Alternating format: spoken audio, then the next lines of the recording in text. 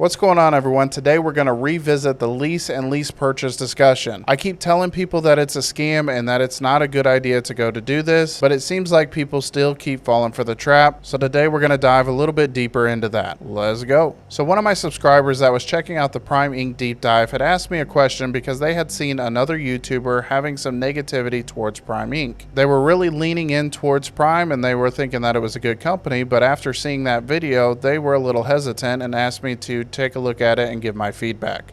So that's what we're going to do today. We're going to go ahead and take a look at that and see what he's got to say. And this video is coming from the YouTube channel Trucking EFD. I'll leave a link for that channel down in the description below, but go ahead and show him some credit for the video that he put out. He's got a ton of videos on his channel about Prime if you're specifically interested in that, but obviously I don't advise the lease operator route. But let's go ahead and take a look at his video. Welcome back to the Early Logistics YouTube channel. Today we're going to talk about why I left Prime. I started with Prime back in September of 2021, the end of the COVID boom. Rate was great. The rates were great. We had more loads than we know what to do with. When I started with Prime, I was making more money than I had ever made my entire career. I've been driving for 18 years this year. I loved Prime in the beginning. It was great. But then even in the beginning, I started to see the cracks. Been with Prime for 2 months. I had to put my truck in the shop for a injector to be replaced. My truck was in the shop for 4 weeks. 4 weeks with no pay. 4 weeks of a truck payment. Stressing out, wondering how I'm going to dig myself out of this hole. Talking to my fleet manager every week, hey, what are we going to do about me being negative? How are we going to get out of this hole? And being told, don't worry about it, we'll figure it out. Don't worry. Okay, so here is the crux of this gentleman's issue with Prime, and this is basically the point of this video is lease purchase, or just leasing in Prime's case. You could tell just by the way he's talking about his truck being broken down, him being negative, other issues like that. That means that he was a lease driver. He wasn't a company driver, therefore the responsibility of paying for the truck was on the driver. But let's carry on to see what else he's got to say. We'll figure it out. We'll figure it out. I got breakdown pay, but he failed to tell me that for a whole month that I would receive breakdown pay. All you had to do was say, hey, you'll get breakdown pay, don't worry about it. Never told me that, so I stressed out for a month. March of 22, I go home for a week. Just had a daughter back in November. I decided, hey, I'm going to stay home a couple more days. My daughter's sick. I want to be there to help my wife. I get told I have to leave. You can't sit at home no more. We're not going to float your truck payment.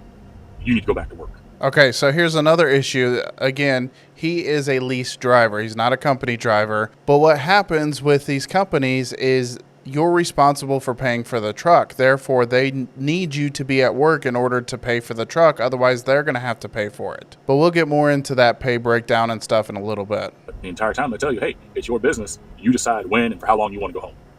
But if you try to take off more than a week, you get told that you have to go back to work. It doesn't sound right.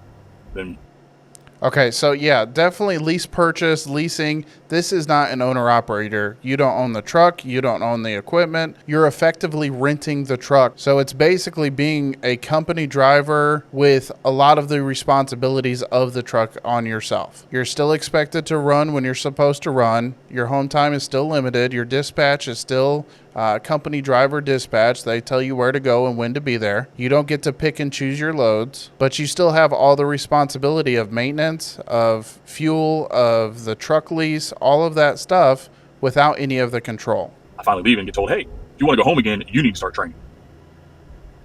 Prime is the only company that forces their lease operator trainers to pay the trainee.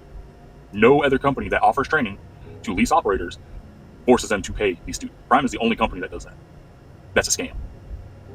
Why would I pay, or not why would I, why should I have to pay your employee when they're not going to come to work for me?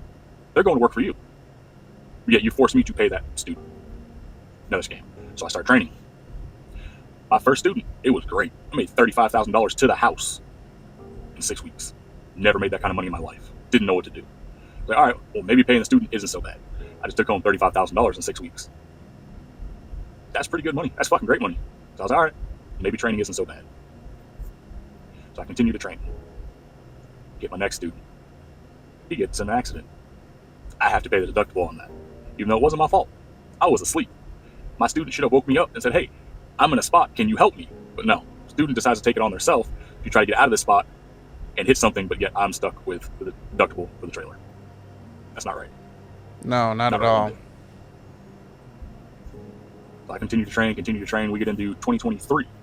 the new student pay package comes out.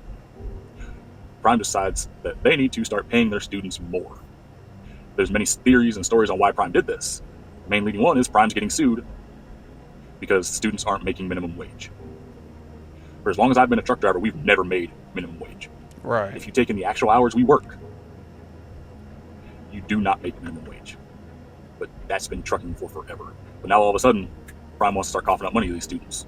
Before this new pay package came out, Look, and that really wouldn't be such a big deal. I do think students need to make a decent income while they're in training and stuff. They're learning a new career. It doesn't mean that they can't be paid. However, when that is coming out of a lease driver's money, that's not fair to the lease driver. Prime needs to be paying for that, not the lease driver, not anybody else in the company. That's their driver. if you were a trainer and you didn't get 3,000 miles for that pay period, Prime paid the student for you, so you didn't have to. But with a new pay package, that disappeared. So it didn't matter what your revenue was for the week. If you did less than 3,000 miles for the week, you were paying that student no matter what. You had to stay on top of your students' hours because they're paid technically hourly now. So if they forget to put themselves off duty, or they put themselves on duty on purpose to make more money and you don't catch it, you got to pay that student because they were on duty, so therefore they're getting paid. It's not right. But in Prime's wisdom, hey, we're doing you a favor by letting you train our students for us. So don't complain about it. I got a phone call because I had voiced my opinion on Facebook about the new pay package and was basically told, if you don't delete this comment, you're going to be terminated. We'll cancel your contract because I didn't agree with the pay package. So therefore, unless I want us to start drinking the Prime Kool-Aid, as like people like to refer to it, I was going to lose my job. Not right. But I deleted the comment because I needed my job. I have a family to support. Yeah, so anytime, just for me personally as a man, anytime somebody tries to control me like that, yeah, you can shove that where the sun don't shine. So continue to train under this new pay package. I had numerous weeks where my student made more than I did, and Prime didn't see anything wrong with that. In their eyes, that's okay. As long as that student's making money, that's all they care about. They don't care about their lease operators or the situation they're in. As long as a truck payment gets made, that's all they care. You can walk out, you can have a $2 paycheck. Your student can get their $9,000 to $1,000 paycheck, but as long as that truck payment got paid, that's all they care about. I had a few bad students. Talked to my fleet manager about it, and he basically said, well, the way things are going now, if you want to continue to train, you got to start doing PSD training. If you don't know what PSD training is, that's where you take someone who has zero experience driving a truck, doesn't have a CDL. All they have is their permit, and you take them from zero to CDL. However, if they get into an accident or anything, the driver's responsible. How is that right? And then you have the option, once they do the CDL test, to continue training them into the TNT phase for 50,000 miles. So if I wanted to continue to train, I now had to start doing PSD training. So I was basically forced into that, or I didn't train. Started doing that. And then we had the decline in miles, sitting 2-3 days in between loads, only getting solo loads as a team truck, and the decline in revenue. We went from making $2-3 a mile to, if we were lucky, seeing loads that are only $1.50 a mile, and still having to pay the student. While Prime is building new terminals, if they have the money to build new terminals and renovate and all this stuff, why can't they up the rates a little bit so the lease operators are actually making money while they're training? Couldn't afford to go home. It is May of 2024. Last time I went home was January of this year. Went home for 8 hours about 2 months ago. Can't afford to go home. But Prime doesn't see that there's an issue.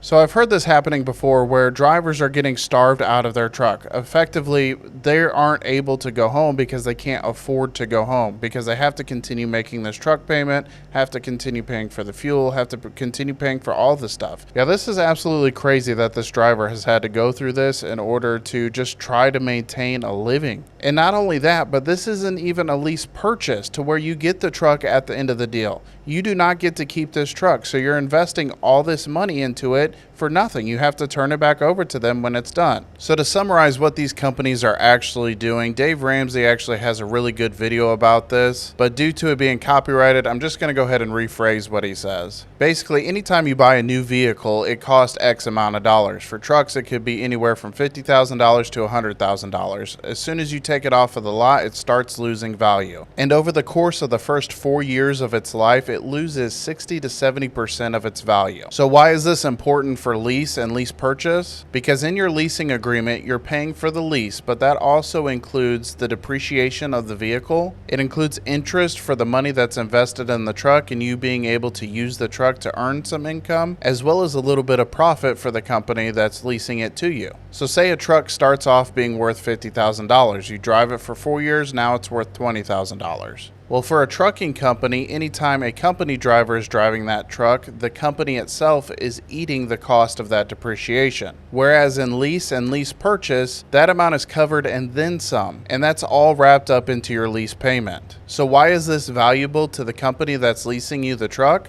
Not only are they making money off of the loads that you're running, but they're also making money off of you. They're making money off of the truck leasing payment that you were paying for. And it's really just a dirty, rotten trick to make them more money. And regardless, you sign the contract. You're the one signing the papers that say, I will pay this amount per week, this amount per month, so you're required to meet those payments. It doesn't matter if you have enough work to cover those payments. What happens if you get a breakdown and you're sitting on a load? Well, that load is starting to charge you more and more money and you can't run any more loads. So therefore, you're stuck. You can't make money. You can't deliver more loads. Therefore, you're negative. You owe them money for doing work. You owe them money for sitting in a shop. This doesn't exist as a company driver. And this is why I've told people for a long time that leasing and lease purchasing semi-trucks is one of the biggest scams to hit the trucking industry. And don't just take it from me. I have several people that have commented on my channel telling about their experience being a lease purchase driver or a lease driver. A subscriber by the name of Fleetwheel said, I was making $500 per week as a lease operator at Prime. And that was after all of his payments, all of the stuff that he had to pay for. Only $500 a week. And they promote it like it's this great deal. It's not. And that's the best case scenario out of the comments that I've got. I got another comment from Terrence T9785, and he said, drive for Prime almost 9 years now. They are controlling my check and not letting me make money anymore. I think they are trying to make me quit so they can keep my lease payout. 8 years, Prime treated me fairly. Now they are starving me out. I can't believe how badly they have been treating me over the last few months. I made a good check when they made sure the next check is 0 or negative. That's right, work all week and get a bill at the end of the week, not a paycheck. And this subscriber, he says, been with Prime Inc. lease op for a year, haven't been paid for 7 months, negative almost a year. And this is why I said in my deep dive of Prime that you need to go as a company driver and don't get sucked into this lease program. And this applies to all leases and all lease purchase programs across the entire trucking industry. This is the biggest scam to hit the trucking industry. And aside from all the numbers and how it breaks down, we could dive into that all day long. But the point of the matter is you don't want to owe money to people who control how much money you make. That alone just sets you up for failure. I get it. Some of you guys want to be owner-operators. Some of you guys want to start a company. But leasing and lease purchasing is the absolute worst way to go about this. If you want to start a company, if you want to get a truck, go and get it financed through a Premier Truck Group or Kenworth or Peterbilt or another financial institution. And you own the title. You own the truck. And when you own the truck, that means that you control what happens with that truck, not a company. A company doesn't control your home time. A company doesn't control how much money you make. And a company can't force you to work for them. So you can take that truck anywhere. You don't like the home time that you're getting with one company? All right, I'm out of here. And I get it. This is an expensive industry to get into. It costs a ton of money to get a truck. The payments are going to be ridiculous. But any business you start has some upfront costs. But people are thinking that they can get into trucking and make a killing by owning their own equipment, and not understanding that there's a big financial burden that comes with that. And for me, that's one of the big reasons why I chose to always stay a company driver. Not that I don't think I can make it as an owner-operator, but the fact that I don't want to have to deal with all that extra headache. I don't want to have all that vulnerability, especially when you got a family and kids back home that rely on you. So new drivers, please, please, please avoid this scam of lease and lease purchase. And don't listen to Joe Blow at the truck stop telling you I'm making a ton of money being a lease purchase driver. When he says that, you ask him about his payments, you ask him about his breakdowns, you ask him about all the other financials that go along with it, because 95% of the time lease purchase and leasing never works out in the driver's favor. So much so, in fact, that the federal government is suing companies that are doing leases and lease purchases. because it's just wrong. But I'm going to hop off my soapbox. Let me know what you think down in the comments below. All right? Bye.